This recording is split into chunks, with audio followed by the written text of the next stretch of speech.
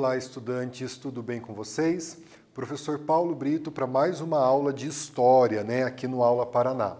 Não se esqueçam de acessar o Classroom, atividade número 1, vocês respondam a atividade obrigatória e assim vocês garantem a presença de vocês na aula, tudo bem? Estou aqui com o nosso intérprete Natan, que vai fazer essa aula com a gente. Então vamos lá, pessoal.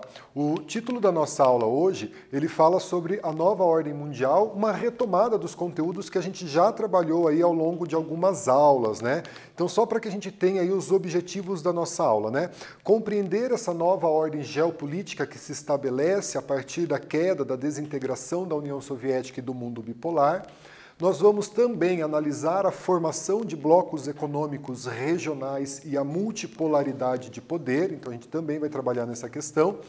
E aí analisar alguns conflitos que surgiram a partir dessa nova ordem mundial, dessa regionalização e dessa multipolaridade de poder que a gente tem nessa nova configuração aí no finalzinho do século XX, início do século XXI, Então, aí, retomando algumas questões que nós vimos aí nas nossas aulas de história, você que acompanha as nossas aulas pelo Aula Paraná, Após o fim da Guerra Fria, ali no final da década de 80, a desintegração do bloco soviético, o esgotamento do modelo soviético, nós vamos ter, então, o surgimento aí de vários polos geopolíticos de poder. Então, aquela bipolaridade estabelecida entre Estados Unidos e União Soviética, ela dá lugar aí para uma multipolaridade de poder, A globalização, como marca dessa nova ordem mundial, esses mercados globais e esse processo de produção globalizado e de consumo também. Os acordos econômicos regionais, então nós vamos ter aí, por exemplo, o Mercosul, a União Europeia e alguns outros grupos econômicos regionais. E os movimentos antiglobalistas, os movimentos que lutavam contra essa nova ordem mundial e ainda se fazem presente e com as características trazidas por essa globalização, Então, são os temas que a gente vai estudar nessa aula de hoje, A geopolítica pós-Guerra Fria, os blocos econômicos que vão surgir, os movimentos anti-globalização, a gente vai ver aí o conflito árabe-israelense acontecendo a partir da criação do Estado de Israel, Então, sobre a multipolaridade pós-Guerra Fria, que é um assunto que a gente trabalhou aí ao longo das aulas e a gente faz a retomada com vocês agora, Então, o final do século XX, ali por volta dos anos de 1900, o Muro de Berlim caiu em 1989, a União Soviética deixou de existir em 1991. Então, são marcos históricos que a gente retoma aqui para lembrar aí do fim dessa bipolaridade entre Estados Unidos e União Soviética e o surgimento de vários polos econômicos, polos políticos, polos geopolíticos de poder, Então a gente vai ter a emergência, o surgimento de uma nova ordem mundial, e isso não significa o fim dos conflitos que o mundo vivia ao longo do século XX, principalmente pós Segunda Guerra Mundial, Então nós vamos ter o processo de dependência africano e asiático e alguns conflitos que surgem a partir aí de outras configurações geopolíticas que a gente passa a ter, E essa nova configuração geopolítica ela é marcada por várias potências que surgem ocupando o espaço antes dos Estados Unidos e da União Soviética, Essa nova ordem mundial, portanto, essa regionalização, ela vai se dar aí a partir da década de 1980, mais ou menos, E ela não acontece de uma maneira uniforme, ela vai acontecendo de maneiras diferentes aí em cada parte do globo, Então a gente se forma um novo sistema político internacional pós-Guerra Fria, como a gente vem trazendo, Em um rearranjo de interesses entre nações e um rearranjo de interesses de blocos econômicos e políticos regionais que vão surgindo aí a partir dessa nova ordem mundial, Eu trago aqui para vocês um mapa mundi colorido e esse mapa mundi, essas cores representam esses blocos econômicos que surgem a partir desta nova ordem mundial. Então vejam, se nós analisássemos um mapa mundi aí da década de 50, 60 e 70, muito provavelmente ele estaria pintado de duas cores, Geralmente o vermelho significando os países que faziam parte do bloco soviético e o azul significando os países que faziam parte do bloco capitalista. Vejam que esse mapa multicolorido, ele retrata essa multipolaridade de polos de poder que vão surgir com essa nova ordem mundial. Aqui, por exemplo, na América do Sul, nós vamos ter o Mercosul, na Europa, a formação da União Europeia, né, a formação de um mercado comum na Ásia. Então, esses blocos econômicos se formam, dando aí novos blocos políticos, novos blocos geográficos, geopolíticos de poder.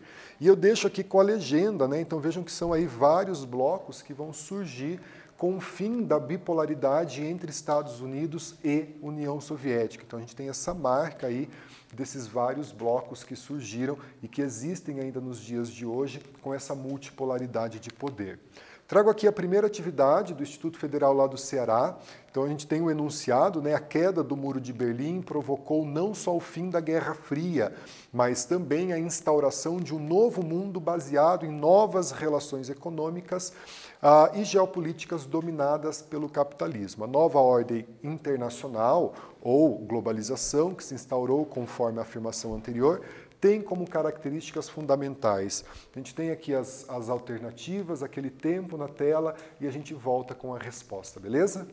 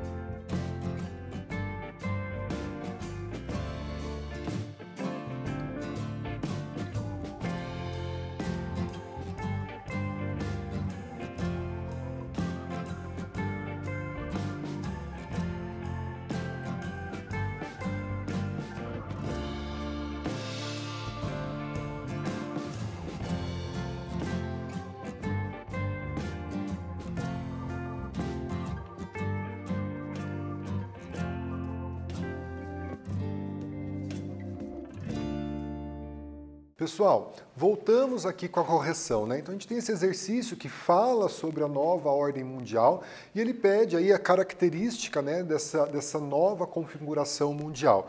Então, a resposta correta, a busca pelo Estado mínimo. A gente vai lembrar que a nova ordem mundial traz aí a questão do neoliberalismo, né? O Estado não intervindo na economia. Então, a gente tem aí a busca do Estado mínimo, a formação de blocos econômicos supranacionais e a eliminação das barreiras protecionistas, né? Uma das defesas aí de um mundo globalizado. Gente, sobre os movimentos antiglobalistas, né, nós também vamos fazer uma retomada desses movimentos antiglobalistas. Então eu trago aqui para vocês que ali na década de 90, com a intensificação do processo de globalização, da nova ordem mundial se apresentando como uma configuração geopolítica, a gente tem então esses movimentos antiglobalistas sendo organizados e acontecendo em várias partes do mundo, né? Eles são movimentos heterogêneos, né? Não tem uma característica específica de um grupo que fez parte dos movimentos antiglobalistas, né? Então eu trago aqui que reuniram grupos religiosos, ambientalistas, anarquistas, sindicatos de trabalhadores, movimentos rurais e as organizações não governamentais.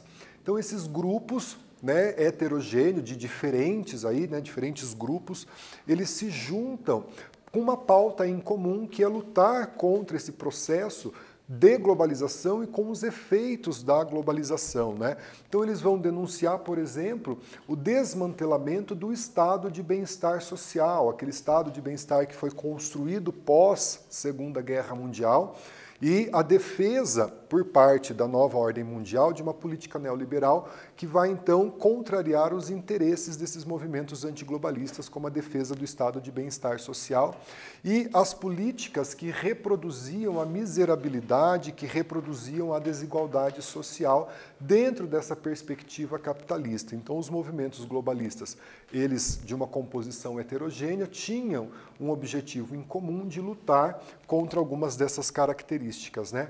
E eles propunham, então, esses movimentos, um tipo de integração que respeitasse a diversidade dos locais e construísse uma rede de solidariedade entre essa cadeia mercadológica que se produziu aí pós o fim da Guerra Fria com a globalização. Então, os movimentos globalistas, ele tem um marco inicial, que é o processo de Seattle, nos Estados Unidos, né? Então, vai ter a rodada do milênio da Organização Mundial de Comércio acontecendo e se reúne o grupo de manifestantes em Seattle para lutar contra, né, ou protestar contra essa nova configuração, isso em 1999. Né? Então é um marco que a gente tem desses protestos antiglobalistas. Né? E essas manifestações elas eram organizadas para se contrapor a eventos das organizações financeiras, como o Fórum Econômico Mundial, como o mercado, o Banco Mundial. Então eles se organizavam para protestar contra essas organizações globalistas, essas organizações que estavam aí colocando uma nova ordem mundial em prática, né? E eles vão criar redes de colaboração em escalas internacionais. Eu trago aqui para vocês a Associação pela Taxação de Transações Financeiras em Apoio aos Cidadãos, né? Ali na França. E a brasileira, a gente vai ter um movimento que surgiu aqui no Brasil, que é o Fórum Social Mundial, teve a sua primeira edição em Porto Alegre. Então o Fórum Social Mundial, ele traz também para a gente aí um movimento antiglobalista e ao longo do século XXI, esse Fórum Mundial Social acontece em outras cidades do planeta, denunciando aí a miséria, denunciando a desigualdade social, denunciando um sistema que, segundo os movimentos antiglobalistas, eles acabam perpetuando a miserabilidade e a desigualdade social. Trago aqui para vocês uma imagem, né, muito representativa dos protestos de Seattle em 1999, nos Estados Unidos. Esses protestos ficaram conhecidos como a Batalha de Seattle, certo? Gente, um quiz bem rapidinho para a gente resolver. Dentre os blocos econômicos que surgiram com a nova ordem mundial, podemos citar aqui as alternativas, um intervalo rápido e a gente volta para fazer a correção.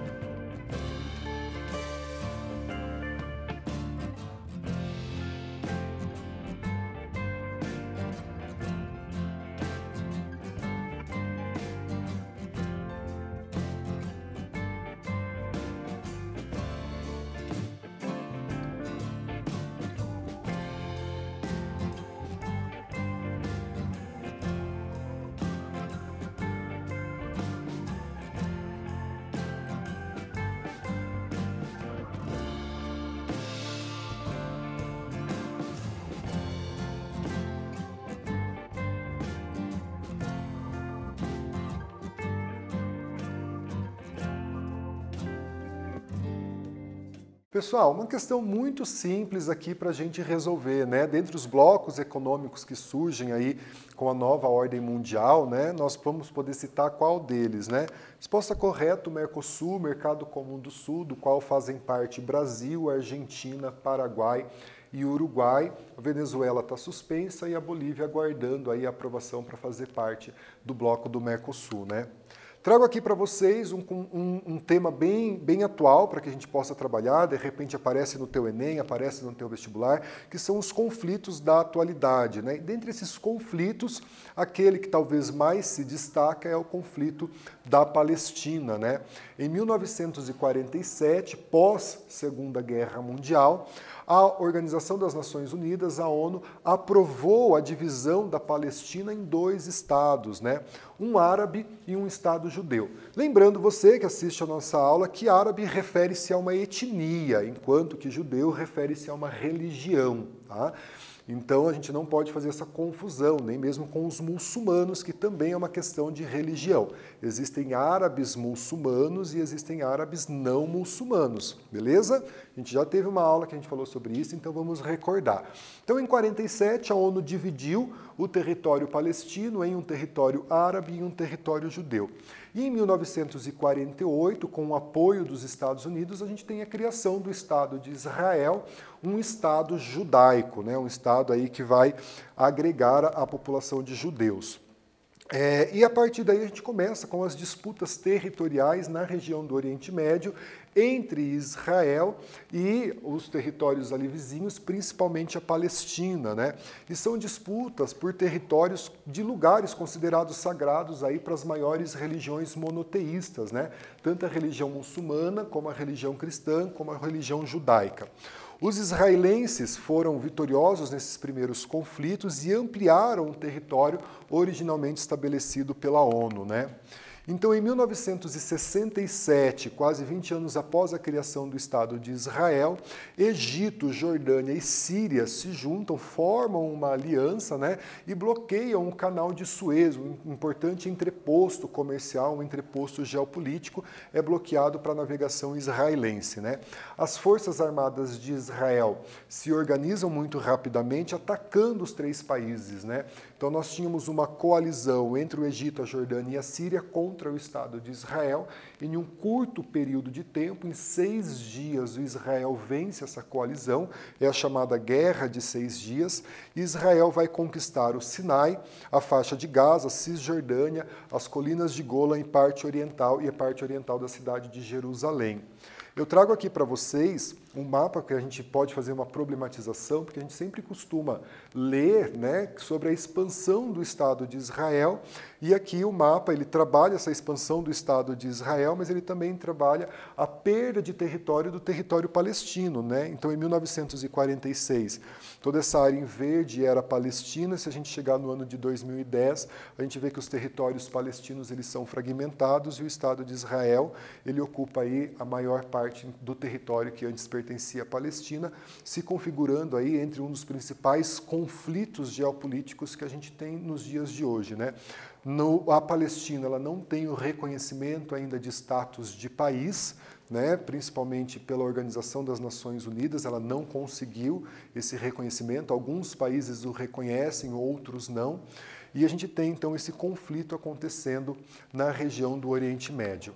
Sobre a Primavera Árabe, né, tema da atualidade, pode aparecer no teu Enem, pode aparecer no teu vestibular. Então, a Primavera Árabe, a primavera na história, ele tem um conceito que a gente utiliza para a transformação, né? Então, a gente teve, por exemplo, a Primavera dos Povos, que acontece na França no século XIX, né?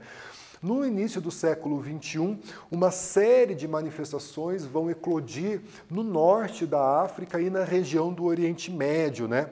O início dessas ondas de revolta acontece na Tunísia, após o mercador, trago o nome dele ali, Mohamed Bouazizi, é um vendedor de frutas desempregados e ele ateou fogo no teu corpo como forma de protesto, porque os guardas queriam prender a sua barraca de frutas, ele não pagou ali o que os guardas exigiam, então ele ateia fogo no teu corpo e ali ele faz um protesto, né, de uma forma muito forte, né, ele acaba falecendo, mas isso desencadeia uma série de protestos, não só na Tunísia, como também em outras regiões aí do norte da África e do Oriente Médio, né?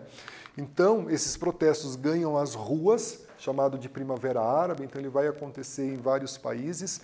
Aqui eu trago uma foto dos tunisianos protestando contra a pobreza, contra o desemprego, a inflação e o abuso dos agentes do Estado, né? Então, essa ação que esse vendedor fez, ele desencadeou outros protestos com outras demandas sociais que vai acontecer. A gente tem, por exemplo, o exemplo da Líbia, né, com o seu ditador sendo deposto, a gente tem uma guerra civil na Síria em curso até os dias de hoje, né?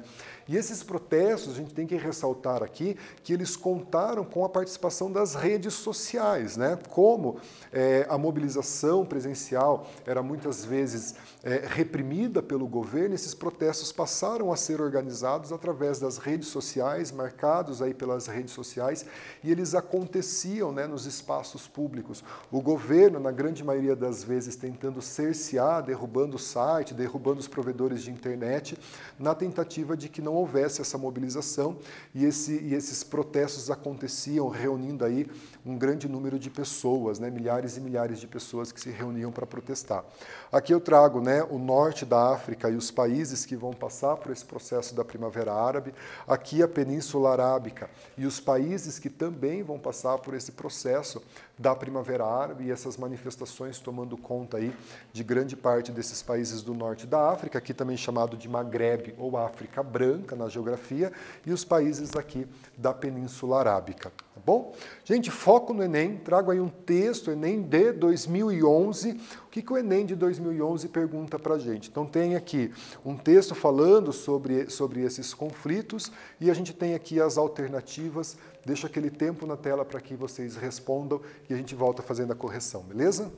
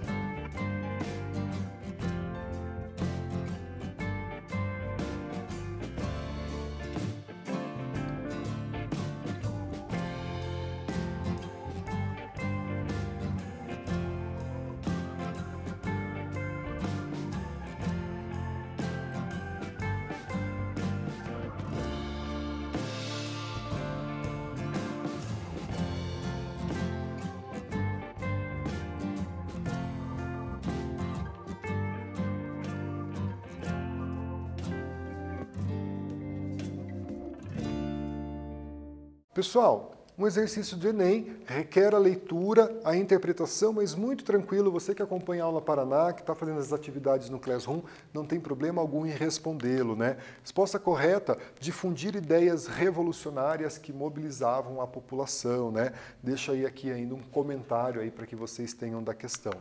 Gente, a nova ordem mundial, fazendo as nossas considerações, né? A nova ordem mundial, ela propicia o surgimento de espaços e territorialidades multipolares de poder.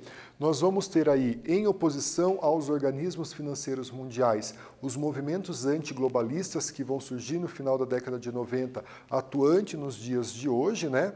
E os focos de conflitos que vão aí eclodir no final do século XX e início do século XXI. Então são os assuntos que a gente trabalhou na aula de hoje para você relembrar esses assuntos tão importantes para você que vai fazer Enem, vai fazer vestibular. Gente, aqui as nossas referências. Na próxima aula a gente vai começar a discutir o Brasil pós-redemocratização. Vamos começar a falar do governo Collor, né, aquela transição do Sarney e as primeiras eleições diretas para presidente do Brasil. Aguardo vocês, fiquem bem, se cuidem e até a próxima aula.